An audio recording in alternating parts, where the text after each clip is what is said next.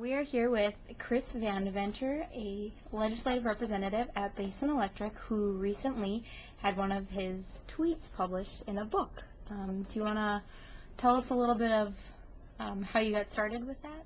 Nothing really got me started with it. Mary Klecker here in the office had convinced me to sign up for a Twitter account, and I've been using it as a news device and just posting random thoughts for a while now. And David Pogue is the tech columnist for the New York Times, and he basically started out with Twitter thinking it was a waste of time, and as many people think, and decided to run a test and realized that he could get some pretty good real-time responses from his 500,000 plus followers.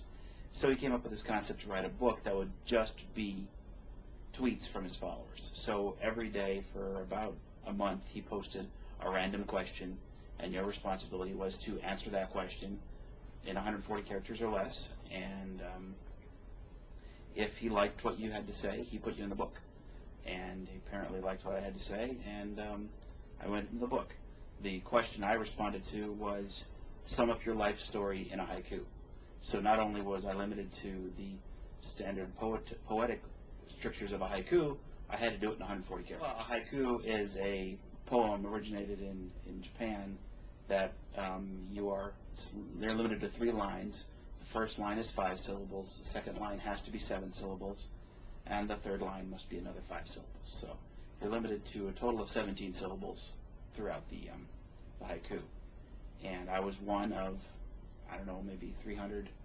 I don't know exactly how many haikus he received, but I was one of 2,500 tweets that he put in his book. So I was pretty excited about that, and I got a free copy of his book for being a co-author. It was just unique the way that Twitter had taken off in that fashion, and that you could actually write a book. I mean, there's books out there of random facts and random statements and quotes from all sorts of people, and this is the first one that was written using Twitter. Did you respond to the other random questions he posted? I did not. This is the only one I responded to, and so I think that several folks responded to every single one of his questions and sent multiple answers to multiple questions, and some people are in it 3 or 4 times.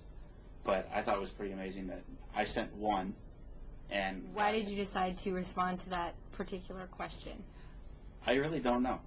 It was challenging. I think I like haikus, and think that I actually started twittering haikus when Basin Electric did the St. Baldrick's event, when everyone shaved their heads. I came up with some mini haikus to tweet during that event, and so I was like, well, I already did it once, so why don't I try it again?